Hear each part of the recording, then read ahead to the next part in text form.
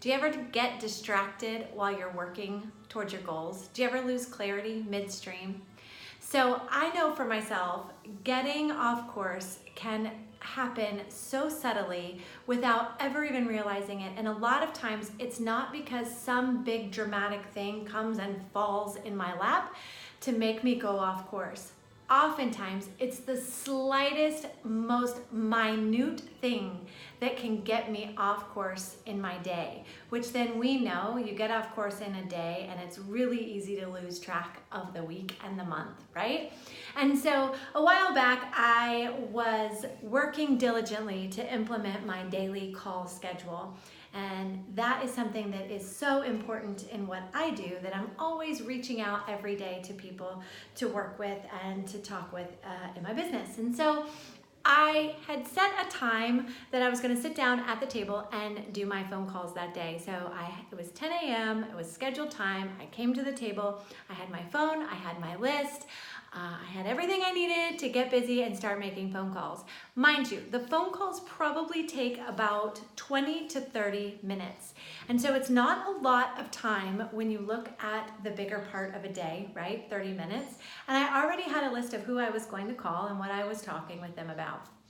And so if people answered the phone, those phone calls probably would have taken anywhere from 2 to 5 minutes each. So not a lot of time, not a lot of effort to do them.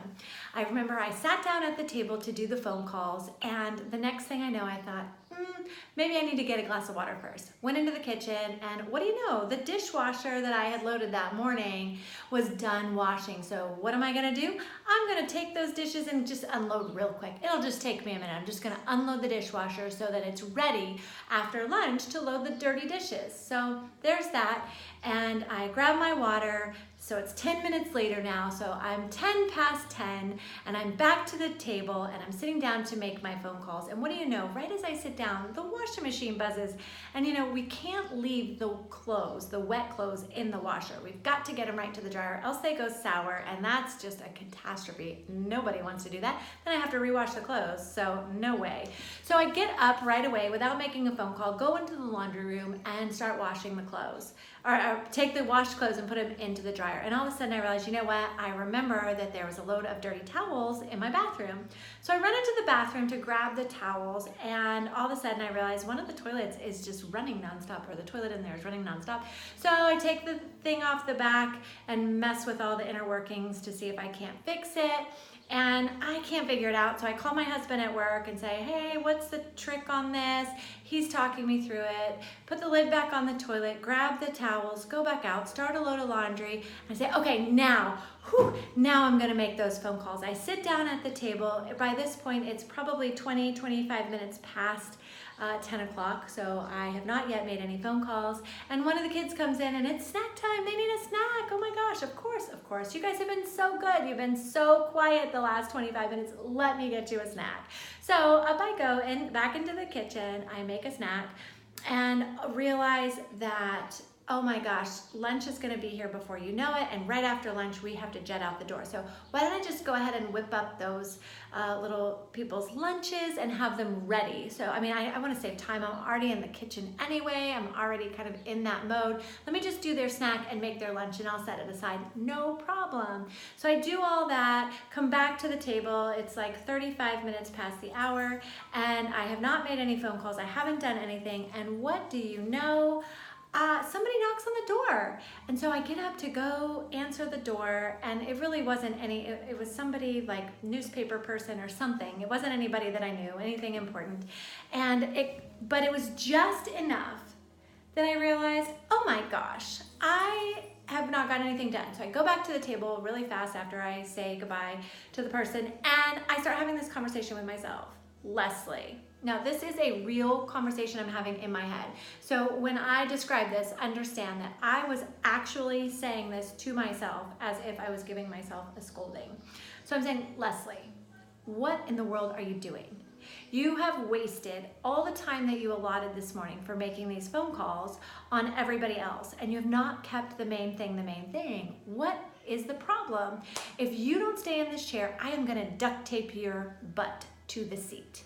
And then I thought, I wonder if I could duct tape my butt to the seat. Could you do it to yourself? I wonder. We had recently moved, so I was like, do we even have duct tape? Where would the duct tape be?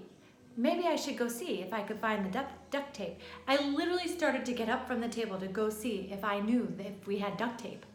Who does that?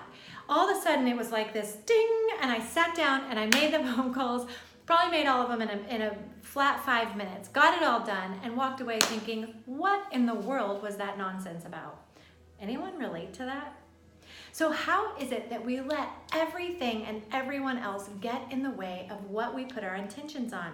This is part of how we get so overwhelmed in our day-to-day lives. We let everything be the runaway train, and we're like holding on behind it, bouncing on the tracks. We've got to make sure that in order to feel like we are well on our way and confident in where we're going, that we're not in that state of overwhelm and not allowing ourselves to get thrown off course, losing focus and losing our intentions and our priorities throughout the day. I don't know, maybe you can relate to that. I have found that over the last 5 years, that scenario happens less and less because I do the things that I know I need to do to stay on track, and I'm learning to prioritize myself. One of my secrets to staying on track is sticky notes. So, just so you know, I use sticky notes in so many different parts of my life, and it doesn't solve everything. Duct tape might solve the rest, I'm not sure. But just really understanding that there are things that you can do in your life day to day to stay on track, to stay focused, to help keep yourself within the lines of where you need to be to stay on track and to reduce or eliminate overwhelm.